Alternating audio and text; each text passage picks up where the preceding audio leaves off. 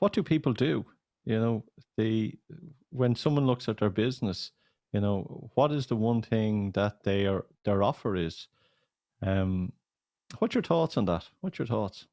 I think I think you really really need to have clarity of focus. Somebody said to me a long time ago, the ideal business needs to be an inch wide and a mile deep. And I struggle with this because I juggle lots of different things. But I think for me, the key is having an identity. Forget about branding and marketing and advertising. If you have an identity that people know you for, whatever that is, whether it's sales or growth or selling peanuts, whatever it is, right? You need to have people need to remember you. So I think you need to do whatever you need to do to build an identity, and the right people will navigate or gravitate towards that identity. What do you think? Yeah, one thing that's just popped up and something that I say to a lot of clients as well, and I ask them this question, and I'll ask to the people listening today, what problem do you solve? And that's it. If you can have clarity and understand the problem that you solve, because all your clients, all your customers out there have a problem and they're looking for someone to solve it. And if you can solve that problem, if you know what that problem is and you can solve it, I think then you have a business. Yeah, I agree. I agree because there's plenty of problems out there, and it's not about forcing what you sell on others. It's about figuring out what the problem is and then slotting into that. It's that way around, isn't it? It's not the other way around. Yeah, I think you have to find that out. I think that you need to do a bit of reverse engineering.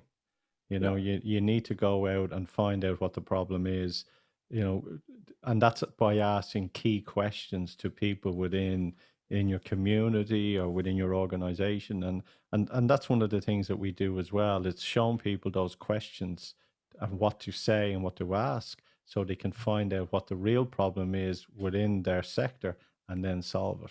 And Yeah, uh, yeah, and you and I have been on that journey as well. We've reverse engineered, and don't be as scared of examining your own business. I've moved away from deal making and come back to more mindset growth and the tools that you need to grow. And you've pivoted as well.